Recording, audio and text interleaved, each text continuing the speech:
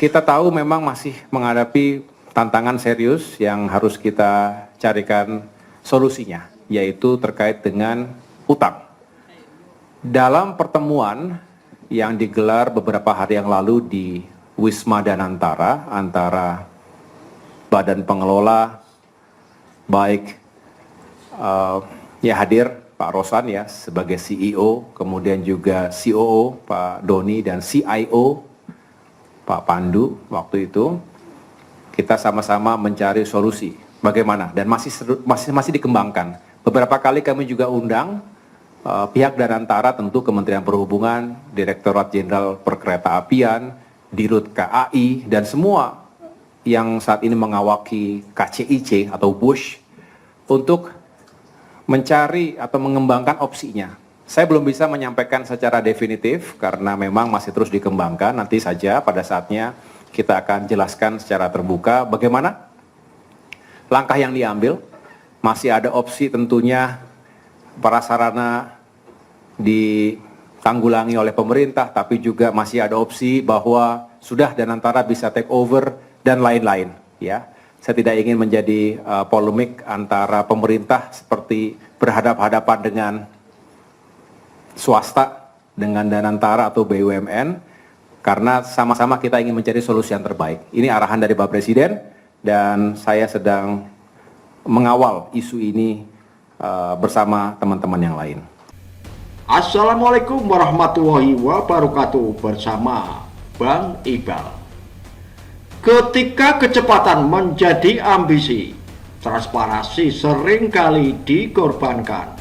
Proyek kereta cepat Jakarta-Surabaya kini menjadi babak baru dari mimpi panjang negeri ini.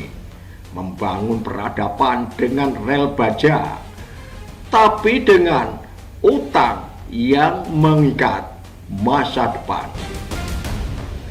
Di satu sisi AHY bicara soal efisiensi dan keadilan pembangunan, di sisi lain Luhut bicara soal utang dan restrukturisasi. Tapi di balik semua itu rakyat bertanya, siapa yang sebenarnya mengendalikan proyek ini?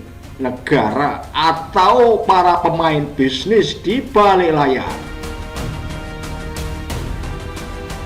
Kita mulai dari pernyataan Agus Harimurti Yudhoyono, Menteri Koordinator Bidang Infrastruktur dan Pembangunan Kewilayahan. Dalam nada diplomatis, AHY mengingatkan proyek kereta cepat Jakarta-Surabaya memang penting, tapi tidak boleh buta arah. Karena pembangunan yang hanya mengedepankan kecepatan tanpa memerhatikan pemerataan dan kemampuan fiskal nasional hanya akan melahirkan ketimpangan baru dengan label modernisasi. Dan ini menarik, sebab AHY bicara bukan hanya soal rel, tapi juga soal ritme pembangunan nasional. Bahwa tidak semua mega proyek harus dikebut seperti lomba, apalagi kalau fondasi keuangan masih rapuh. Ia bicara tentang efisiensi, bukan sekedar ambisi, tentang pemerataan, bukan sekedar pencitraan. Tapi di saat yang sama, publik belum lupa bahwa proyek sebelumnya, kereta cepat Jakarta-Bandung, KCJB alias WOS, masih menyisakan utang raksasa ke China Development Bank sekitar 7,27 miliar dolar Amerika atau 120 triliun rupiah lebih. Dan yang paling mencengangkan, masa pembayaran utang ini kini diperpanjang hingga 60 tahun. 6 dekade, saudara, hampir 1 abad. Sebuah keputusan yang diumumkan oleh Luhut Binsar Panjaitan atau Opung seolah-olah ia masih menjadi jenderal tunggal dalam proyek yang dulu ia bela mati-matian.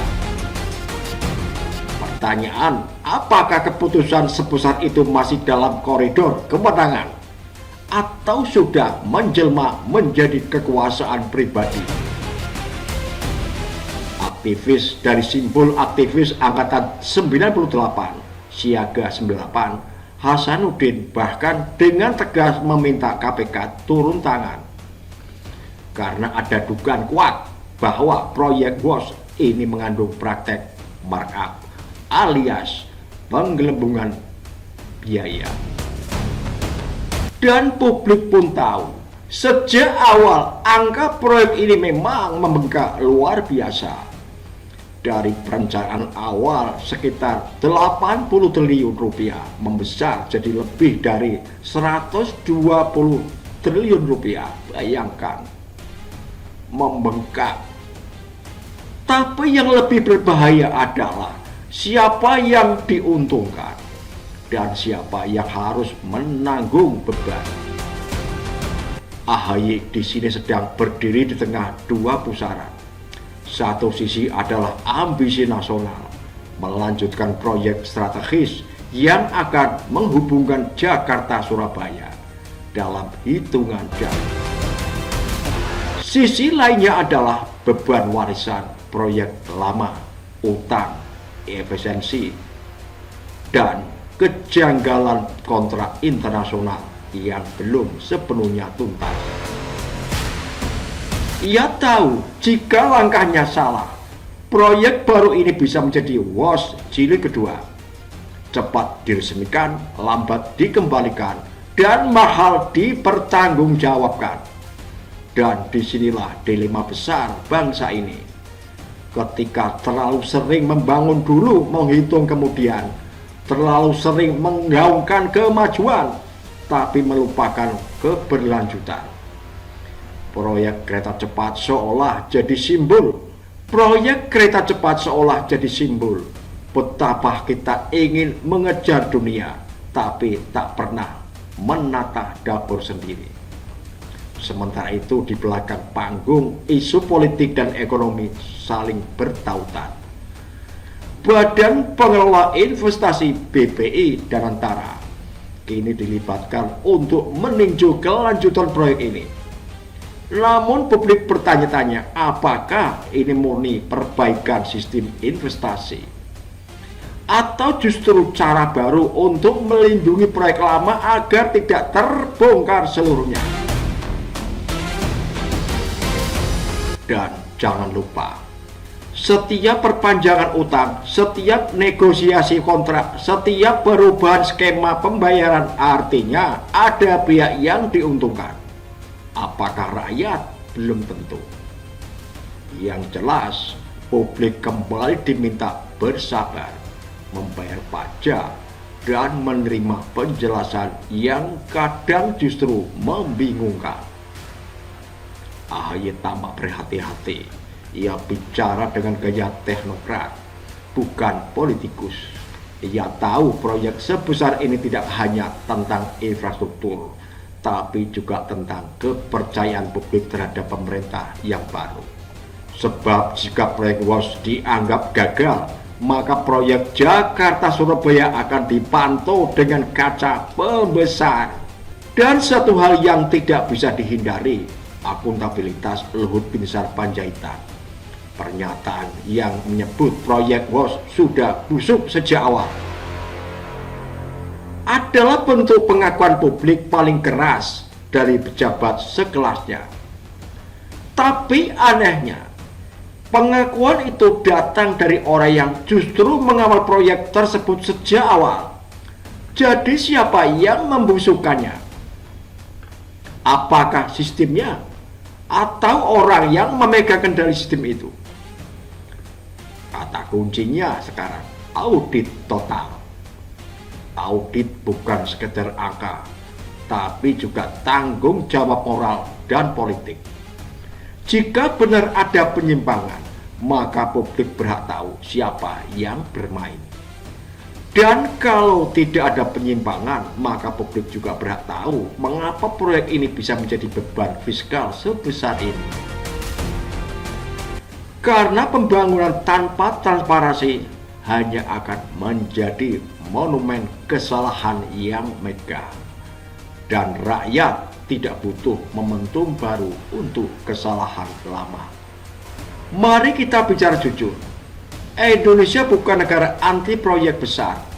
Kita butuh infrastruktur, butuh konektivitas, dan butuh percepatan ekonomi. Tapi setiap pembangunan harus punya arah, etika, dan tanggung jawab fiskal. AHY mencoba menata arah itu, tapi di seberangnya masih ada sisa-sisa gaya lama.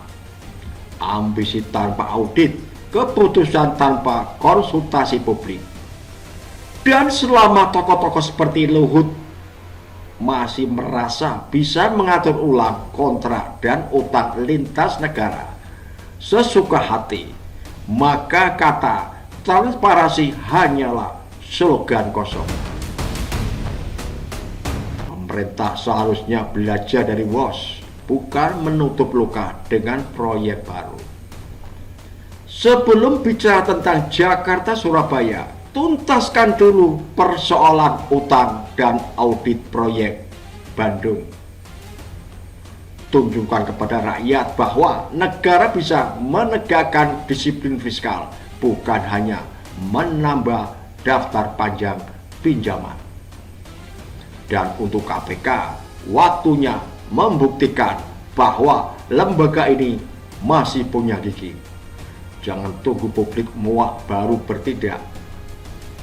Karena setiap rupiah yang menguap dari proyek ini adalah uang rakyat. Uang yang seharusnya membangun sekolah, rumah sakit, dan lapangan kerja. Jika proyek ini ingin menjadi kebanggaan nasional, maka harus dimulai dari kejujuran dan keterbukaan, bukan dari ambisi yang dibungkus narasi kemajuan. Cepat boleh, tapi jangan buta arah. Maju boleh, tapi jangan pincang keadilan. Karena kemajuan tanpa keadilan hanya akan membuat kita berlari di rel yang salah. Sekian dari kami, Bang Iqbal. Wassalamualaikum warahmatullahi wabarakatuh.